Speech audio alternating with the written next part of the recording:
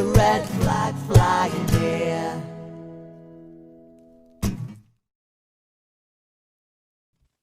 Hello and welcome to Socialist Think Tank. Today we are here with Azzy Aslam. Hello, Azzy. Hi. Hi, Paul. How are you? I'm good. Thank you very much.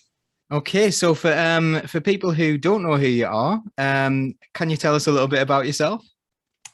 Okay, I am the son of an immigrant, so that's the first thing I want to sort of get out there. My father came here in the early 60s. I grew up in the Northwest, up in just north of Manchester. I live in London now, and I've spent most of my life in tech companies, in technology, IT, sales, and management. I've run everything from a small sales team to divisions across Europe and Asia Pac. And at the moment, what I do now is I do a lot of coaching. So I've taken my sort of experience in corporate and went off and did a little bit of training on coaching, although I did sort of get involved in coaching probably like 20 odd years ago now, when I first took on a coach myself, because I've always been fascinated by why we do what we do and how we can actually make changes. And I think we were sort of talking earlier on, I come from a family of psychologists as well. And so it was interesting, you've got a psychology degree. And so, just taking a lot of the psychology stuff and helping people make changes to their lives, their work, their career, some of their habits, and just to sort of, they get better at what they want to do. That's me. So to me, that's a really interesting background, and you're far from the stereotypical socialist that a lot of people who probably don't know very many socialists have in their head. Working in marketing and things like that, and working for IBM and things. That is not the typical path that people would necessarily associate with socialism. So, on that note, we're going to ask the big question, which is, what is socialism to you? What is socialism to me? It's I guess it's a combination of things. I grew up in in an immigrant's household. My father worked in the cotton mills. He was a bus driver. He actually ended up being a bus driver. So bit of stereotyping happening there. But the one thing I grew up with was we always looked after everybody. My father would look after. He'd say to us, if you hadn't seen someone a couple of doors down the road, he said, "Oh, just knock on their door and see if they're okay." So that's where I got my socialism from. But I also, I know religion doesn't always sort of fit well with socialism as well. But just from a religious background as well, things I was taught when I was growing up in my religion, which is Islam, is that your neighbor has a right to call upon your help. So they have a right over you to ask for help. So it's not just your parents, your children, your sort of family, but your neighbor does as well. So this is all sort of socialist approach from my sort of learning and my sort of the environment I grew up with. So that's what socialism is. So I guess it's really about is what's good for me is also good for my neighbor. That's what we should be approaching life with. It's a really interesting point of view. We've actually had people who've mentioned religion in the past, and I think it's not necessarily the religion itself; it's the ideals that those religions that they teach. And I suppose, would you say that's like a major source of your socialism, or is it something else? And I guess one of the things we often ask as well is, have you always felt like a socialist, or was that is that a word that came to you a little bit later? Okay, so let me just unwrap that now.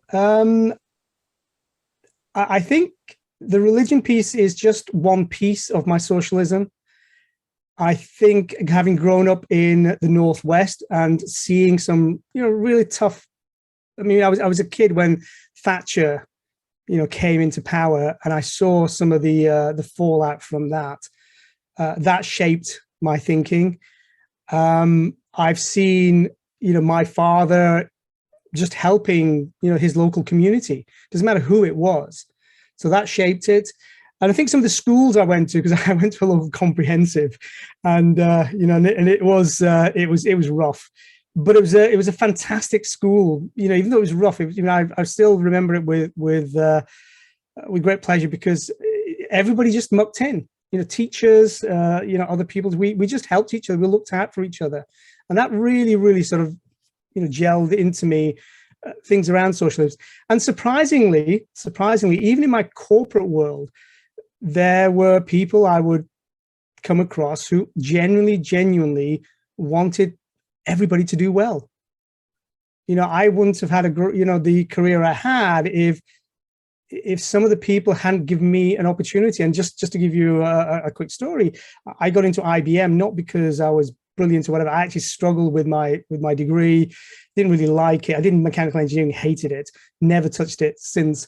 And I was stuck looking for a job. I was down in Portsmouth at the time, and I took up a temporary job in IBM, working in the mailroom. Literally, I used to deliver mail in IBM mailroom. And I did that for 3 months. They, you know, on the contract, it was fine. It was money coming in. And then I think they extended it for another 6 months. And I would, you know, I'd be bored because I was stuck in this mailroom, deliver the mail, and then I'd go out and meet these other people sat at their desk on these computers. And I would say, look, is there anything I can help you with? And I would get on the computer and do some boring stuff for them. It literally was just boring stuff. And one of those guys became a manager. He got promoted. And within about a week of being promoted, he came down to the mailroom and said, I think I've got a job for you, Azzy. And that's how he got out of the mailroom. And that was my first technical job, which actually gave me a big jump up within IBM. And then I went into sales, and then, you know, my career just went up from there. And all along the way, I would probably guess about 3, maybe 4 people, key people, who gave me the opportunity. Even one job I went to, but the first international role I did, I actually did. I was second in the interviews, you know. So they had a bunch of people, and I came second. They said, "Look, we think we got the one guy who's just picked you by the post, and you know, it would have been great to have you, but we think he's just got the right spirit." And I didn't get the job. But 6 months later, they came back and said, "Do you know what? We've had to let the guy go because it didn't quite work out the way we wanted. Can you come? Do you want to still come and join us?" And that's how I got my break into international business. So I think there are a lot of people out there who are socialists in their hearts, but unfortunately, the system is designed to make people think just about themselves as individuals and their families. That's that's a really interesting perspective, because a lot of people from a capitalist point of view would probably have gone along the lines of, well, I'm a self-made man. I started in the mailroom and I did this and I did this and I did this. And you've come at it from a completely different angle there, haven't you? And you've said, well, actually, it's been the social interactions and helping one another and that kind of positivity. If anybody ever says I'm a self-made millionaire or a self-made man or a self-made woman, that is utter nonsense, because the infrastructure we have, the roads, the railways, the housing systems, they've used that. They've used hospitals. They've used every single thing that a socialist environment, socialist government, or any government has created to make themselves, to allow things happen. They've used other companies, delivery companies, to deliver their products. They've used other technologies to deliver their messages. So nobody is self-made. The only person who would be self-made is if you're sitting out in the jungle and you manage to work out how have a bit of metal and strap it to a piece of wood and start chopping down trees and build your own, Tarzan effectively, although, that has all sorts of racist connotations. But if you were actually in there and you built your own little house, your own little system, and that's a self-made person. But anybody in this environment, in the world we're in, who calls themselves self-made, that's utter nonsense. All they've done is taken advantage of what's already there and either, done really well. Yes, they've worked hard, or they've hoodwinked, or they've bribed people, or they've got people on their side somehow to get to where they want to. You don't become a billionaire by being nice to people. That's my view. You don't. That's again, the billionaires, interesting figures at the moment, because they are quite dominant in the political world with think tanks. And obviously, I don't know if you know this, but socialist think tanks sort of ironically named because there really aren't very many funded think tanks that are going to have enough funding that are going to come from a socialist perspective. Whereas like a lot of the think tanks you get in the USA, the Koch brothers ones, etc., like they are going to have like a lot of money behind them, and they're going to be finding out things that they want to find out. They're not going to have those principles. I would say that it's I mean, the think tank is actually the wrong word. It's just a marketing company. That's all it is. It's a marketing company. And it's not even about finding out things. It's about taking things, and I'm going to use a reference, which goes back to Blair, which is about sexing up the documents. That's what they do, is they sex up the information and put in what they want people to read. Because nobody wants to read a 3,000-page document, but they'll read a 5 key message at the top, and then they'll throw this big document. Nobody's going to read the documents. That's just for show. It's the messaging. And coming from a sales background, that's what we do with marketing stuff. You know, we'll give people manuals and documents and presentations and all this wonderful stuff, but actually it doesn't go in. What goes in is the 5 messages that says, and this is why it's important for you. And that's how you convert people, because people, you know, we don't teach critical thinking in school anymore. I think we sort of did at one point, but that's all gone. And it's all about manipulation. And that's what we're up against as a socialist, you know, grouping. That's what we're up against. And unfortunately, our battles are not being won because we're fighting the wrong battles with the wrong tools. Now, to me, this is like really music to my ears, because these are like I mentioned in the build up to this that this was like hearing my thoughts articulated incredibly well. These are the things I've been thinking about from a psychological point of view for a long time. So you've got this corporate background and you've learned all these lessons. So what can we as socialists learn from the corporate world? Because, you know, a lot of socialists do scoff at the idea of the corporate world in general and completely dismiss it, but we live in that world, don't we? So we live in that world, and I'm going to use an example which is relevant, you know, with all the fires going on around the world with climate change. And, you know, if you ever watch firefighters outside in the forest and stuff, when a fire breaks out, what do they do?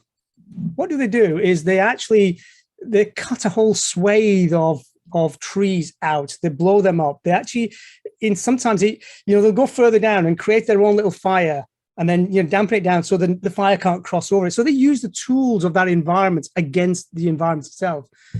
And I absolutely believe that we as socialists should be using the tools of the system against the system. But we're so stuck with our logic and reasoning and, thinking that people will all buy into this, that we never use those tools. I think, as we were talking earlier on, we end up talking with great logic or even shouting at each other, thinking that's going to convert people. But as I said once before, that, this whole Brexit argument was won not because of logic, but because the messaging was just about emotions. And as a psychologist, you'll understand that every decision we make, and it doesn't matter how logical, how rational it would appear, the final decision we make is emotional. So you can sit there looking at the car you're going to buy, and it's mileage and this and that and the other, electric, so on. But what do you do with that decision? You look at the car and say, does it look good? Does it feel good? It's an emotional decision. Foods that we buy, they look good. They'll feel good. They'll make me feel good. Clothes we buy, the houses we live in. If we looked at just functionality, we won't live in the houses we live in. We won't wear the clothes we wear. We wouldn't, because it just doesn't add up. But as socialists, we think that's how we argue our case to the public. But it's so easy for the right wing to argue against it based on emotions. And the other problem we have with socialism or socialists is we end up, and going back to my sort of corporate days and my sales days, is we end up bringing in so many different things and complicating the issues. And we want to do this and we want to do that. And we want to help this person, that group, these people here and those people there. And we want to do all this wonderful stuff. And all the other side are doing is saying, well, all we want to do is control the money, and the power. That's it. That's all they're focused on. Money, power, money, power, money, power. And we're trying to address the real problems, and we get shot to pieces. Because guess what? Would you like more money? Of course you would. Would you like some power? Of course you would. Do you want to stay in your nice home? Of course you do. Do you want to eat well? Of course you do. That's all that matters. And when, we're up against these sort of they are sophisticated approaches now. And marketing has got so good at behavioral psychology. And that's what these big think tanks and these organizations, the people on the right are using. And they are using the tools of the system that we are in. And they're using it very effectively. And it's like we're still stuck in caveman land with bows and arrows. Well, no, we haven't even got bows and arrows. Right? We're still sharpening a stick and hoping that's going to work. For me as well, like you talked about emotion there. Now, for me, my socialism is very quite emotional, because Laura, who you emailed and who is on this show regularly, she talks about how she really realized she was a socialist, and it was to do with Alan Kurdi, when she saw the pictures of him washed up on the beach and she wanted to do something about it. And that deep emotion was like saying, right, I want to make a change in the world. I want to go and do something very special in the world that is going to change the circumstances that led to this awful event. And, I think as socialists, we have that emotional thing on our side because people, I suppose socialists believe that people are good and believe that deep down people want to do what's good for them, but we don't seem to be talking about that enough. And we don't seem to be talking about like the good that socialism can bring to the world, the good that caring for one another brings to the world. Would you kind of agree that we're not really hitting those targets that we should be hitting? The thing is our conversation, let me come at it from a slightly different perspective, or from a different angle. When I try to look to working within a socialist group, and we got connected because of a group who put me in touch with you, and we were going to talk about that, but this is now a different conversation. But the groups are so disconnected and so disparate and so many. That's one problem we have. Whereas the groups on the right, there are a few, but they're so well connected. And their messaging is all about the same thing. Their messaging is very simple. They only care about 2 or 3 things. And again, it's, money, power, and something else. That's all they care about. We're trying to do so many different things. And, with refugees, with housing, with poverty, with children going hungry, with school, our message gets diluted because we have so many things to talk about. But actually, most people can only focus on 1 or 2 things at a time. And the question is what is most important for them today? And is that what we can talk about? But if we can't, then we just, it's just another message with lots of different messages. And the problem we have with the system today is everybody their back has been pushed against the wall. We are so worried. The system is designed to keep us worried about, are we going to lose our home? Will we lose our job? And so people don't have time to sort of think about what really matters. Everybody's worried about themselves. And this is what capitalism and consumerism and the right-wing policies has actually pushed people to, is worrying about you. Why do corporations get away with, 0 hours contracts, with pushing people on 12-hour shifts and not giving holiday pay? Because everybody's worried about themselves. And that is the design of the system. And unfortunately, we can't tackle that because there are lots and lots of things we'd love to do, but at the moment we're not talking about what it really matters to the people who are really, really struggling. We think we do, but we end up talking about a whole bunch of other stuff. Now, I'm from an immigrant family, and I'd love to help, any refugees and immigrants, and we do as best we can by sending money abroad, by doing things we can do abroad. But sometimes you've just got to focus back in here, because that's where the battle is. Back in the UK, back in England, back in Scotland and Wales, that's where the battle is. And when we talk about stuff outside and away from us in other countries, it is distant and people can't connect with this. Even though as socialists, our heart, yearns and wants to help. But we can't do that much, and then we complicate the issues, because you'll get the argument from the right wing saying, yeah, but what about us? What about our people? What about us? And that's a good point. What about our people? To stand up on your own too. I think there's a saying from an Asian background that says, if you have, and it's about boats, if you have, 1 foot in one boat, 1 foot in the other boat, as the boat sails, you will fall in the water. Point being, well, stay in one place and just strengthen that first. Yeah, that's really interesting.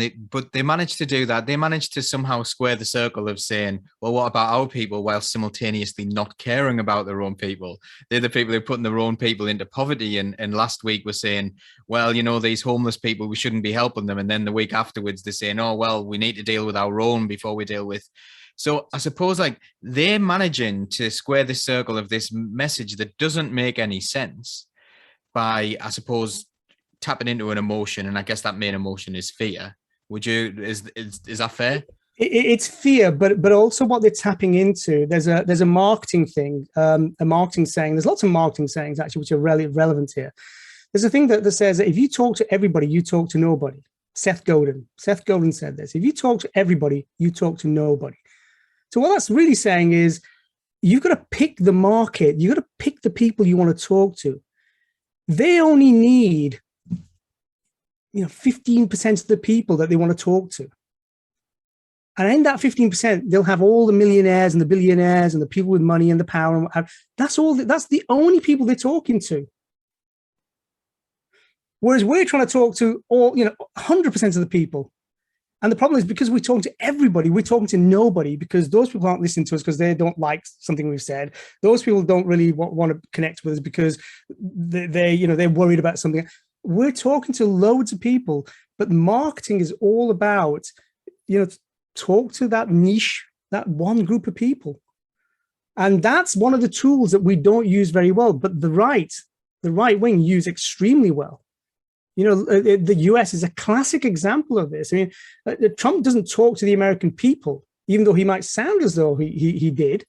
He talked to the people who were right-wing, racist, and, homophobic. That's it. Yet this guy isn't religious, probably is homophobic, he's got all of this stuff there, but he just talks to them in their language. He only needs them. It's like any democracy. You only need 51%. You don't need 100%. And there was a management rule of thumb I learned when I got into management. And interesting piece of advice, great piece of advice. And the guy said, every time you take over a team or you go to a large group of people, so just remember this. He said, a third of the people will like you, a third of the people will hate you, and a third of the people will be indifferent. But then the question was, well, where do you spend your time? And I was thinking, well, but the people who hate me. He said, no, don't spend your time with people that hate you. And I said, well, what about the people that like me? He said, no, there's no point spending time with people who like you. Where you spend your time is the people who are indifferent. Because the people who like you, they will like you. The people who hate you, they'll always hate you. It's the ones in the middle you want to get on your side, and all you need is 51%.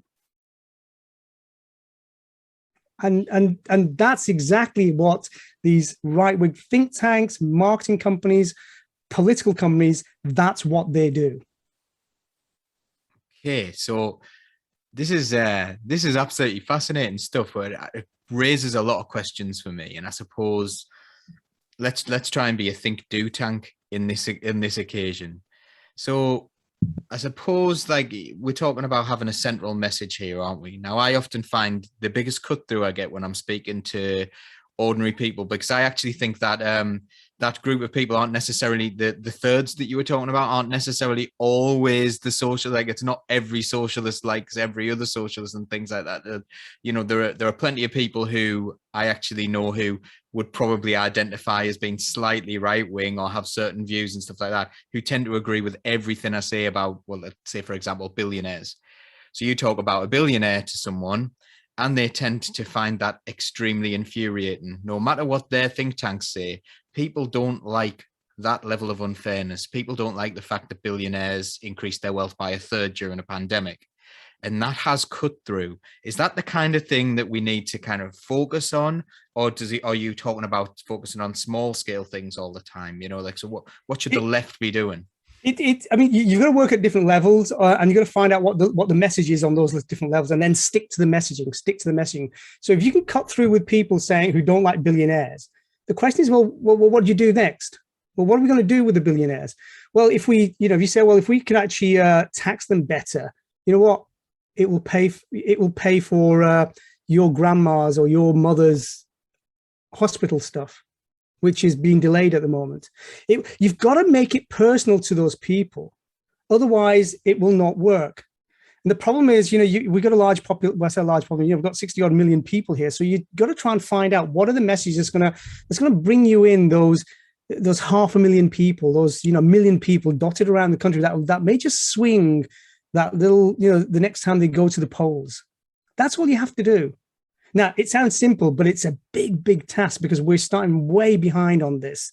Because I go back to what I said earlier. We talk very logically. We have some good, logical, rational arguments, but we're just not emotional to get it down to the level that it really matters to people. It matters whether, what happens if you lose your job. Everybody's moaning about universal credit. And yes, but what about if it happens to you? Then what? Then what will you do? It's not just safety net for the people today, but it might be a safety net for tomorrow. What happens when you need hospital treatment? I mean, we're now finding out, yesterday I read about you can't do blood tests, or at least they scaled them down because they haven't got these tubes anymore. So this is real impact. So now you sort of say, well, what if it's your son? What if your daughter?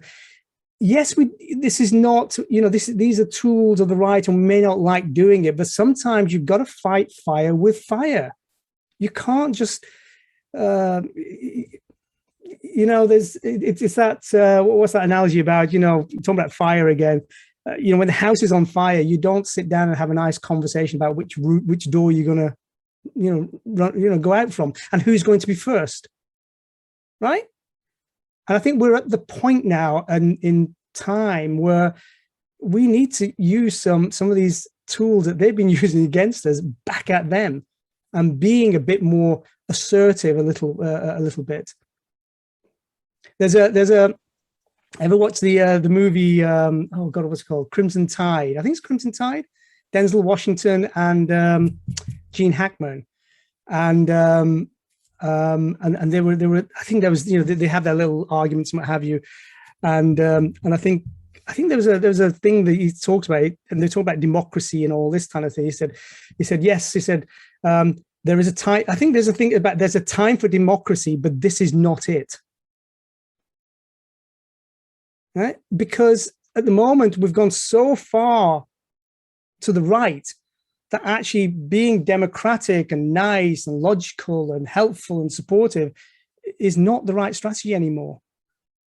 If you're up against, let's take World War II. If you're up against Hitler, you can't come back with waving a piece of paper saying, yeah, it's all okay.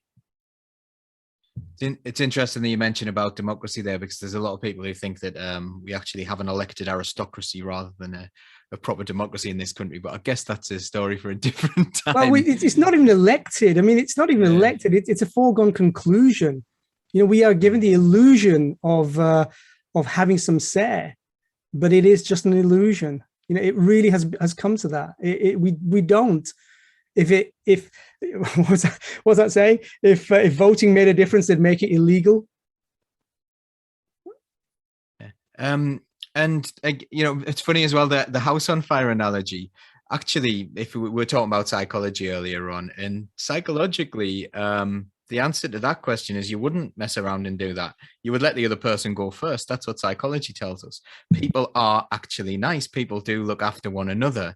So I suppose I wonder if that could be a marketing thing as well.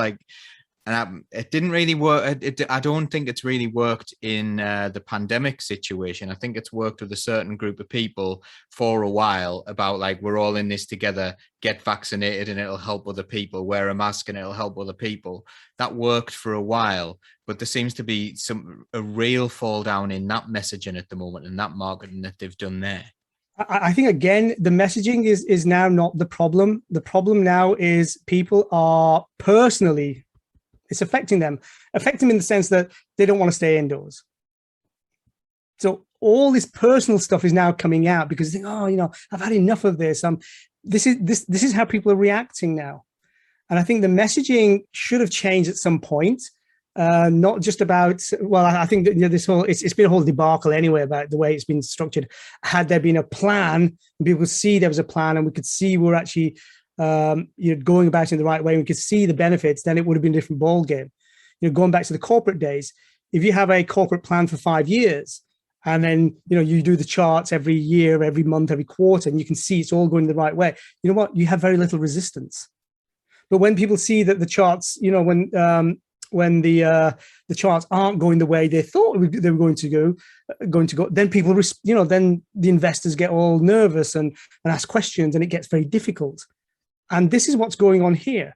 There's been a lot of misinformation. People are not trusting anybody. And actually there was no plan.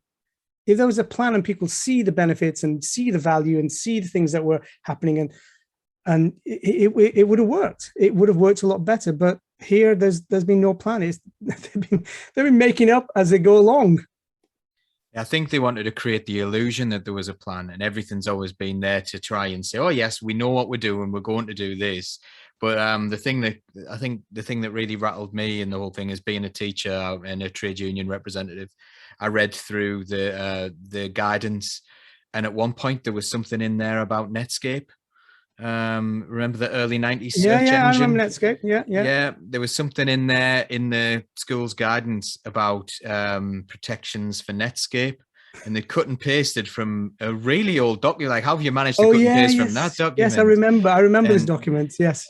And that kind of thing was happening. I think that really reduced the confidence. Look, I mean, if you look at the politicians at the moment, and you watch their body language, I mean, and this Afghanistan thing as another, scenario, they have no idea what they're doing. They have no idea of politics globally.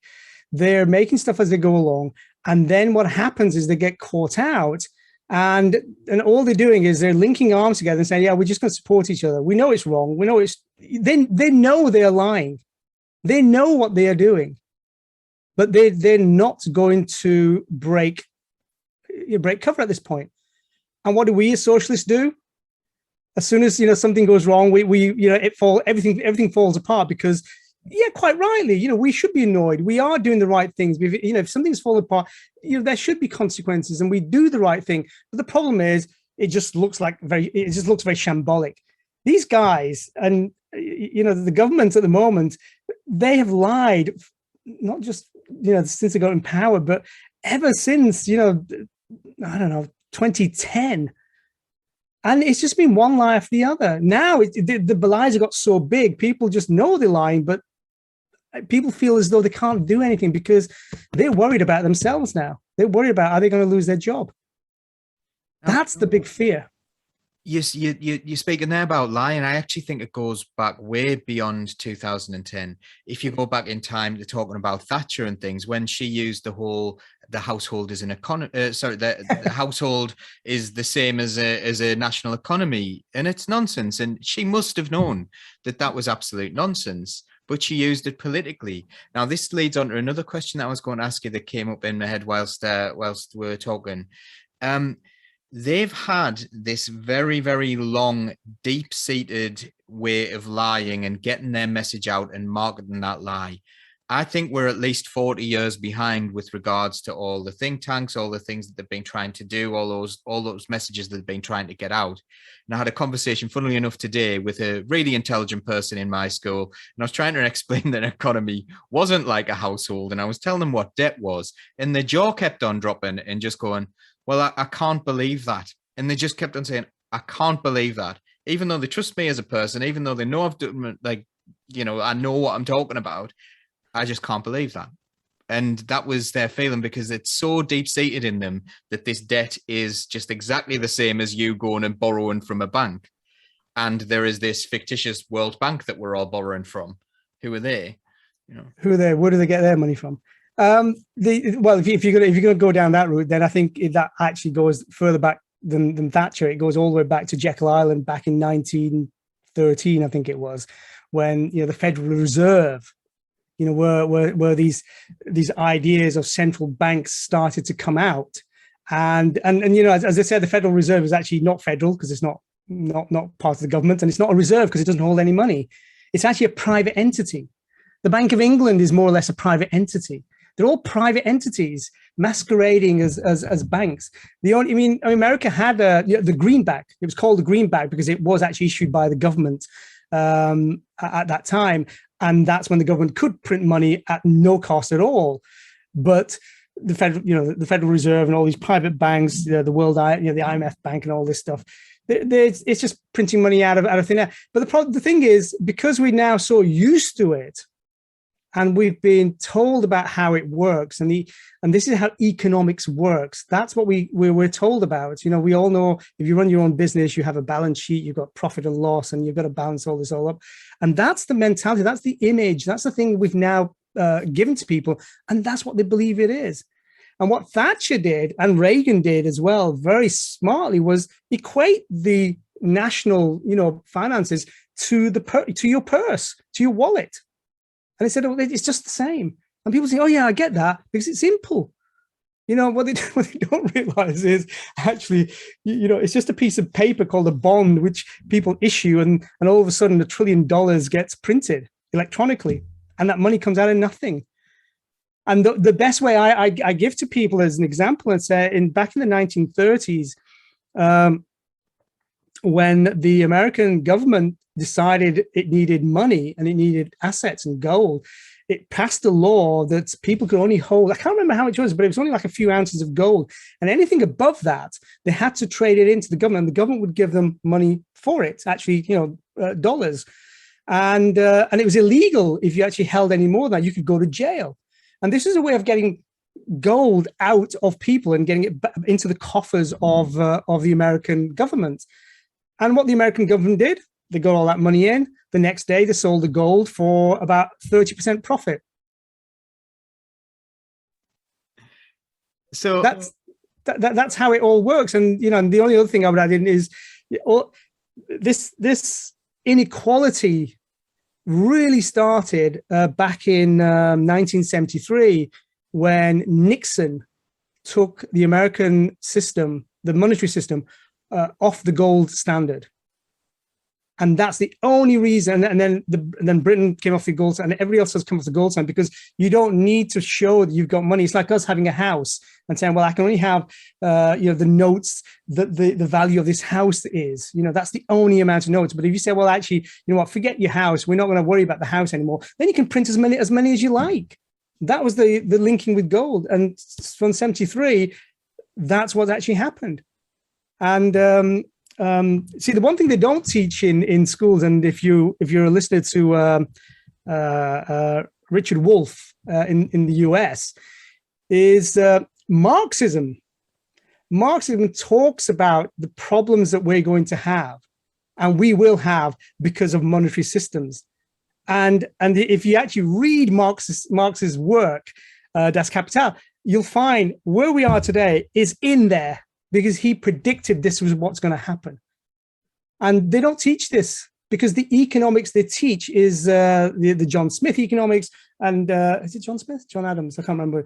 And that's the John Smith. Yeah, it is. Adam Smith. Adam Smith. Sorry, that's the one. I got the two totally mixed up now. So that's the economics they teach, because that's what they've built the system on, or at least given the impression of building the system on. Anyway, we sort of going all over the place now. So. Yeah, we're going on a really good tangent, though. I like that tangent. It was an interesting one. But like back to the marketing side of that. So they've obviously done a really good marketing job on that, haven't they?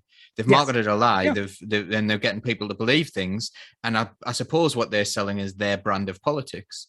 So by using some sort of mistruth about how economics works, their brand of politics becomes the only viable brand, which Blair bought into because he really didn't change the economic model that we were going to, and didn't really attempt to say anything about that economic model that eventually led to the world financial crash, for example.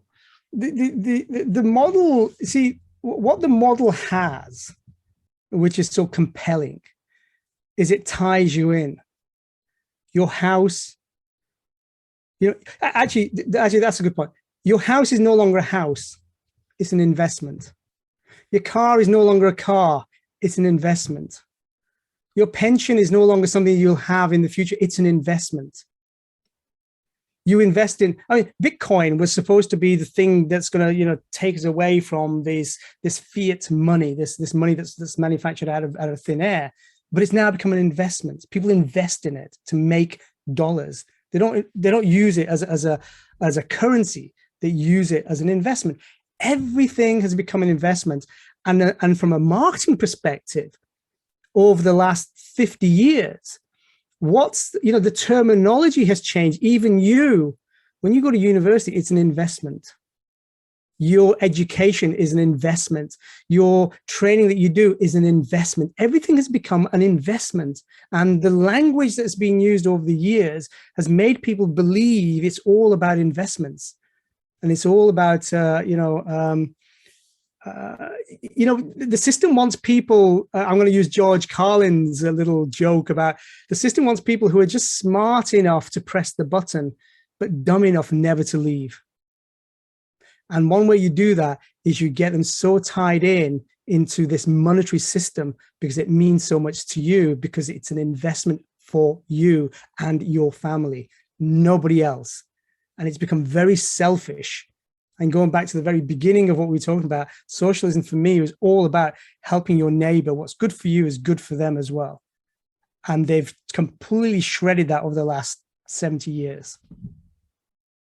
I don't know if this is something about where I am psychologically at the moment, the things I've been reading and so on. But when you're talking about that as well, talking about that investment thing, it almost takes me to the idea that nobody really lives in the moment. Everyone's trying to build towards something else. Everything you do is for something that is going to occur in the future. So, you get your house and one day you'll pay that off. And, at some point in the future, your life will be better than this, because it might be terrible now, but we're going to work and things will be better in the future. And people are forgetting to live right now, and things are happening right now, and is that part of this? Is that this actually goes into my coaching stuff, because I talk to people about this, and yeah, I think there's another side of this is all the billionaires, all the success stories you see. It is all about the future. Our whole systems, the social media platforms we have, it's all about creating an image that you can have for tomorrow if you pay me today. But it takes work, and everything is in the future. And you're right. We sort of lost our way. When my father was, working in the cotton mills and what have you, we lived in the moment. We lived, in that day, because we didn't buy food for the week. We bought food as we went along, because, that's all we could do. But now, you see, with all the stuff we have, we can buy stuff for the future. We buy food, we do a week shop. Now people do a month shopping, for the freezer. So it's all there for the future. We buy tickets for the future. We buy a rail card for the week, and you don't know whether you're going to go in there, during the week or not. Everything is designed to, you're right, it's designed to give you this impression that it will be fine tomorrow. We've just got to get through this pain today. The problem is there's a huge amount of people going through the pain, and the people presenting the solution are the ones who are not going through the pain. And we're back to the billionaires and the marketing and all that kind of stuff. And this is just the cycle of where we've caught ourselves in, and we've allowed ourselves to become this way because we are distracted. We are all waiting for the next iPhone, and we're all waiting for the next model of car. We're all waiting for the next design, next season's design. But that's how the system works. And nobody's prepared to stop and say, no, I don't want to do that. I mean, my phone here is 4 years old. So I don't get a new phone every year or every 2 years. I get a phone when this one breaks. I do not buy from Amazon. It's a decision I made about a decade ago when I found out about, how they treated their people. I stick to my principles. Well, let me rephrase that. I stick to probably 99.9% of my principles, because I'm sure there'll be others which I don't. But I try very hard every single day to stick to those principles, and we don't. Most people will say yes, yes, yes, yes, but they'll still go and pay Apple £1,000 for an iPhone. Why? Because the system has made it look like, well, if you don't, then you're not having a good life. You can't, you have to show your life to everybody. That's what we're doing. We're presenting our life on a platter to everybody and making it look as though we're all doing well. And most people aren't. I talk to people, and I'm on the LinkedIn platform, and I actually talk to people, and they make out, yeah, everything's fine. But when you have a conversation, they're struggling. They're struggling to get clients, or they're struggling in their job, or they hate their job, or it's a struggle. But we don't want to show that we're struggling. And then what happens is, we then flip completely the other way, where there are people saying, oh yeah, I was sleeping in the back of a car for 6 months, but now I'm a millionaire. And they use these vulnerable stories, or to create the image. Well, if I did it, you can do it. But and just on this point, the reality is, billionaires and millionaires and people out there with money don't become billionaires and millionaires because they're nice, and they need you and me to spend $1 a day on their products for them to become billionaires. There's not enough room for everybody to become millionaires and billionaires. It just would not work. One, the planet would never be able to support it because we don't have that many resources. So what is being sold is a dream. It's a dream. It really is a dream. And again, George Carlin, the American dream is an American dream because everybody's asleep. It's a dream that's continually sold because they know 99.9% of the people will never, ever, ever make it. But the fact that they spend their $1 a day on that thing that they're trying to make helps those 1% stay at the top. And we're caught up in this. Now, this has been, for me, it's been really cathartic speaking to you, because these are things that, I feel deeply, all these things that you're talking about, and actually personally trying to live more in the moment rather than trying to think, well, we'll build something, but enjoy now and think about what we're doing now and be present in what we're doing. That's something I'm particularly trying to do. So on that theme, I suppose the question is now, we've painted quite a bleak picture, haven't we? We seem to be way behind the right in marketing. We seem to not quite know what the message is. The message is spread all over the place and we can't decide on a message.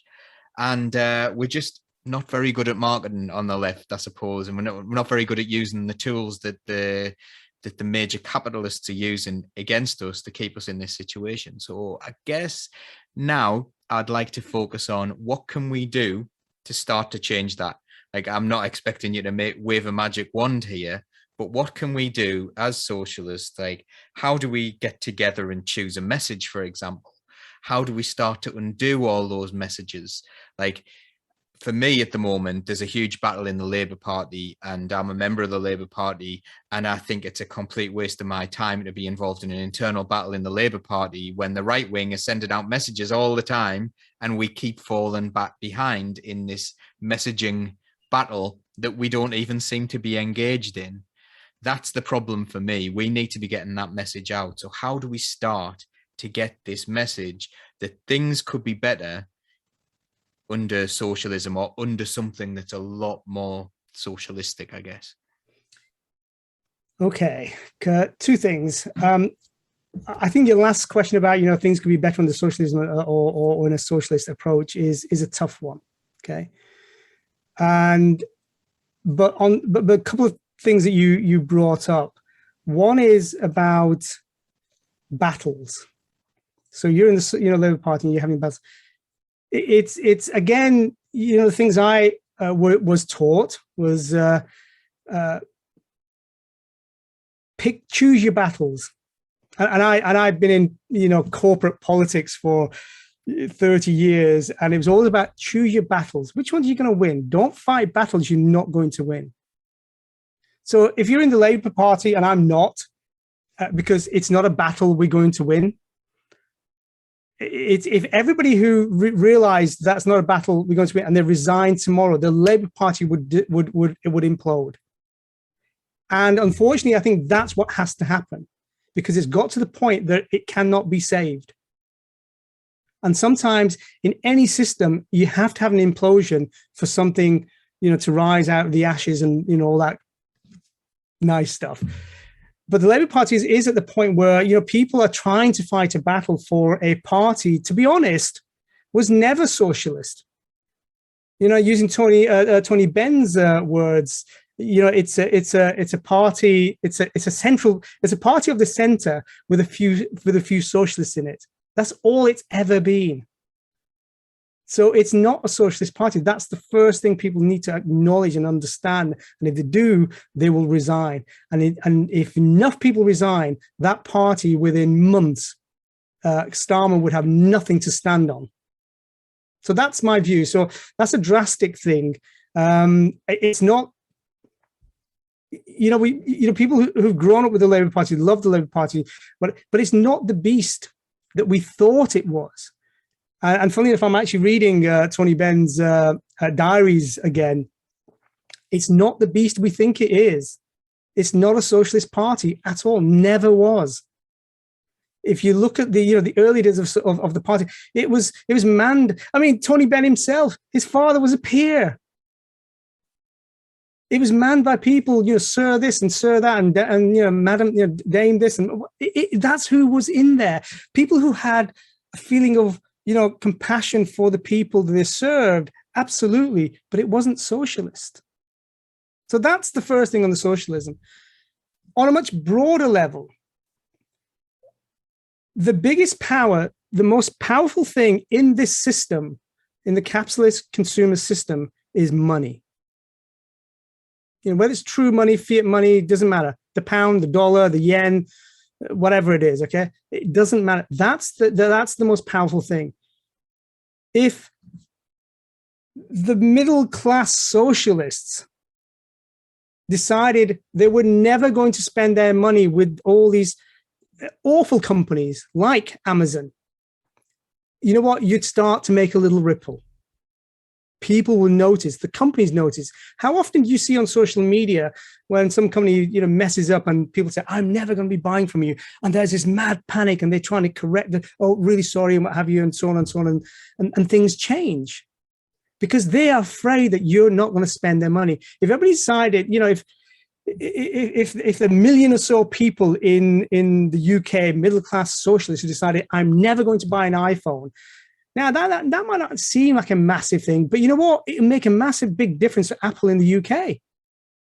And Apple will think, oh, hang on a minute. This is a bit of a problem. If we do it, and then somebody in France decides they want to do the same thing, and then somebody in Singapore or maybe even the US, then it starts to have real effects. So I choose never to buy anything from Amazon. I still use Amazon in the sense that I will go and look things up. I'll find out who sells it, and I'll go to their website, and buy it directly from them, save them paying Amazon 20%, 30%. I'd rather give them money, and I'll wait for an extra 2-3 days. You have to do that. So where you can spend your money is really important. And if you're, socialists out there, that you have got the opportunity to spend, choose where you spend your money, then start deciding where you spend your money and stick to the ethics and morals that you say you believe in.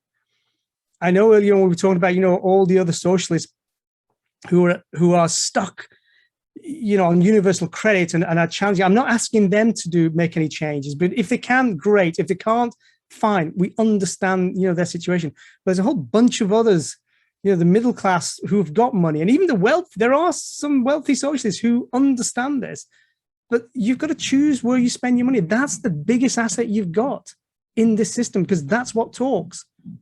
And that's the biggest tool we can use. Stop spending your money with people who are supporting the right wing and actually supporting the government, who are then, turning the thumb screws on us and all the rest of the society. Okay, so that's something tangible that we can do. Is that something that could be directed? Like, you know, is this something, because I suppose if you and I just say, right, okay, we're not going to spend at Amazon, or we're not going to get an iPhone, or we're not going to do any of those things, that's a tiny ripple, maybe. It's a tiny ripple, but if you then go and set up a website and you said, these are the companies that, you know, so if you're a socialist, you know, come to this website and we'll tell you all the companies not to spend money on. It's everything starts with one person. And I'm going to go back to religion. All religion started with one person, whether you're a Buddhist or a Muslim or Jewish, or it started with one person, and they took the lead. With you know, companies, many companies started with just one person, or husband and wife team. You know, or a couple of brothers, a couple of sisters. It didn't matter. It just started with just a few people doing what they believe to be the right thing. And that's what we have to do, is stick to your principles. If you are a socialist, then don't spend your money with companies. Go and find, I think there are a number of websites where they've been tracking people during the pandemic, companies who really, you know, weren't doing the right thing. There are, you know, just find a way of bringing some of those together and saying, these are the companies. This is what they did. This is where they spend their money. You know, we know where Apple have basically outsourced their manufacturing to China because it's cheaper. The iPhones cost less than $100 to make, but they bring the iPhone back and they sell it for $1,000 because that's how they make the profit. Now we know that. But because we're so sort of enamored by, you know, I want the latest phone, I want to show it off to people. It's that's what's getting in the way. Is this desire to, you know, this to look good and be seen to be good and doing well and all this kind of nonsense. But actually, not everybody, you know, has to do that. There's many of us who wouldn't do that. And I say, you know, that's where you start to find out where your money is going when you spend it with particular companies. And are they ethical with their companies? One other thing that you can do, and one thing I've been trying to sort of look at, I got involved with a couple. I've got my own podcast, and I had Charlotte Lockyard on my podcast, and she is the CEO of the 4-day week. Because I believe in the 4-day week. I think it's a marvelous initiative. And she talked about the 4-day week and why, you know, still paying people the same amount of money. So none of this nonsense about, oh, you know, you're going to have to lose money. No. The 4-day week is all about only actually working 4 days. And but the company's flexible, so you don't all work on Monday to Thursday, but some might work on Tuesday to Friday. And so there will be cover. So the shops are still open, you know, but people only work 4 days, and then they get paid for 5 days, because that actually gives you a life. You can go back to living a life. And brings you back to being in the now and living now, because you've got a bit more time. But I was talking to her about that, and there are about 30 companies in the UK who've actually gone down this route already. So one of the other things that we can do is and I'm trying to look at a way of using my sales and consultancy background, because I used to consult in sales for tech companies, but using my knowledge and skill set and looking for companies who have a socialist approach and trying to do the right thing for their employees and their customers, and to help them grow. Because if those companies grow, then you actually have more of those companies growing, doing the right thing, then the whole society will naturally change without going through the political system. So that's another way of actually making those changes. So if you are running a company, you've got a socialist idea, a socialist view, and you want to grow, then please do get hold of me, because I'll be more than delighted to come put some sales strategies together to help you actually grow your business. And then and then what you do is you make sure you look after your people, and you look after their well-being, their families, and just do the right thing for customers. There's a company called Gravity Payments in the US. I don't know if you've heard of them. No? I'm not sure. It rings a bell. Gravity Payments. I'm trying to remember his name. Price, the CEO there. So I mean, it starts like a normal company. They do credit card processing, and so it's credit card payments and processing. And they started like a normal company, and I think he was paying himself about £1 million a year, $1 million a year, and all this kind of stuff. But he had a change of heart. Now he pays everybody who joins the company $70,000, including himself. And his directors and senior execs can only earn 4 times the base salary at the top end. So he's got a top end, of the salary. So he's just said, because his view was, well, actually, he believes it takes $70,000 to live in today's world without worrying. And that's what he's done. And so it can be done. It's not impossible. It just requires people to take the initiative. I have read about him actually, and his business became more successful. Yeah, the people started working harder, and it wasn't. Yeah, or it's sort of working better, or working more collaboratively together, and felt more like a team. Because all of a sudden they're in it together. They're in it together. That's how they feel. If we're all on 70,000, even if the boss earns 100,000 or 200,000, but they feel more connected than somebody who's earning 15,000 and the boss is on 30 million. There is no connection. I have to go back to another story in IBM, which for some strange reason, for a couple of years, IBM promoted this guy called what's his name now? Nick. It'll come to me. But they promoted this guy who was an engineer to become CEO. For some strange, normally it was some marketing, sales, and those kind of people. And they promoted this guy, and he was completely different to all the CEO. Nick Temple, that was his name. Nick Temple. They promoted him. And I remember him coming to a presentation we were holding this event, and he had some customers there, and he was presenting, and he talks about how his team, he appreciated his team. And somebody said, well, who makes up your team? And he talked about, well, this person, that person. He said, and the ladies who come and clean my office. And the guy said, what? He said, yeah, because they're my team, because when they come to clean my office, they leave my office absolutely sparkling because I'm terrible. I leave stuff everywhere. He said, but you know what? Every time somebody comes to my office, that's an impression that's created. And what was weird about him also was if you went into IBM South Bank and walked in through the front door with him, he knew the names of the people who were sat at the front desk. And he knew a little bit about their families. Because again, his view was every time somebody comes to the company, these are the first people who they're going to interact with. So it is my job to make sure they're happy, they're looked after. And, because if they're having a bad day, it creates a bad impression. So I want to make sure that they're okay. If they've got any problems, they can come to me. And he was the CEO. And there are people out there in corporates and companies like this who have this approach of well-being. It may not be many, but there are out there. So I do want to sort of blow this illusion that, all corporate people are just capitalist, selfish, bigots or whatever. But there are some good people out there, but it's just finding them. Yeah, didn't Ben & Jerry's recently refuse to sell ice cream in the occupied territories in Palestine, and they got a sales bounce out of that, actually, quite a strong one. Absolutely. Yeah. And the cynic in me would probably think, okay, it's great that he's done that, fantastic, I love it. But the cynic in me would say, well, yeah, you know what, they're probably going to get a sales bounce out of this, and that's, you can't always ignore that little bit as well, that sometimes they do this thing knowing they'll lose a little bit, but they'll get a bigger return.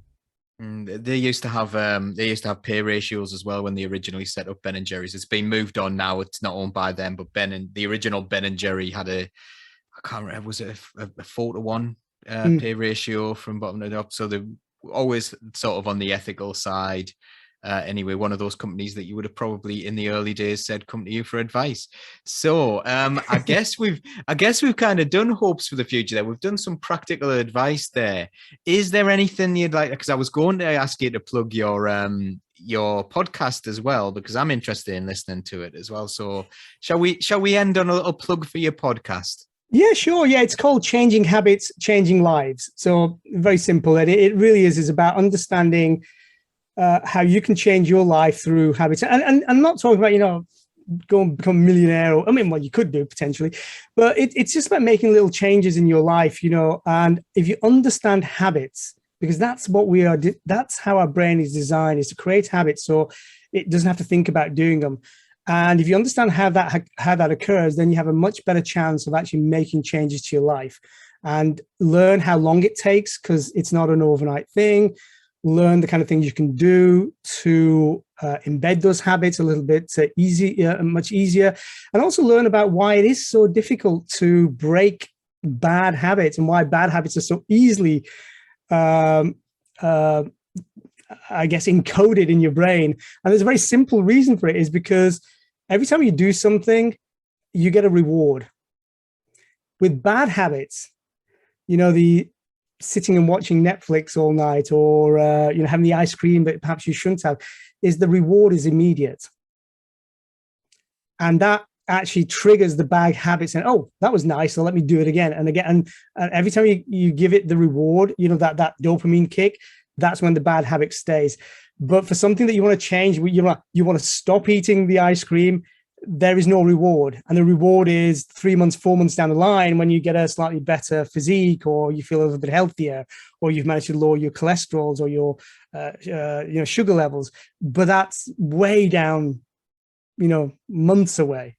So that's one of the reasons change is so difficult. So I do spend quite a bit of my time doing that. And with the odd sort of sales consulting gig that I do with, you know, with companies that I choose to work with now, rather than just purely for the money. It's absolutely brilliant, and it's been completely fascinating. I could easily go on for another like 5 hours and go down the psychology route and what we need to do there and how we need to use psychology. So we're definitely going to invite you back on again for a live show at one point, because this has been really nice, and thank you so much for coming on. We massively appreciate it. And don't forget to like and share and subscribe and do all those things that I always forget to say. But thanks again, everyone. Keep the red flag flying here.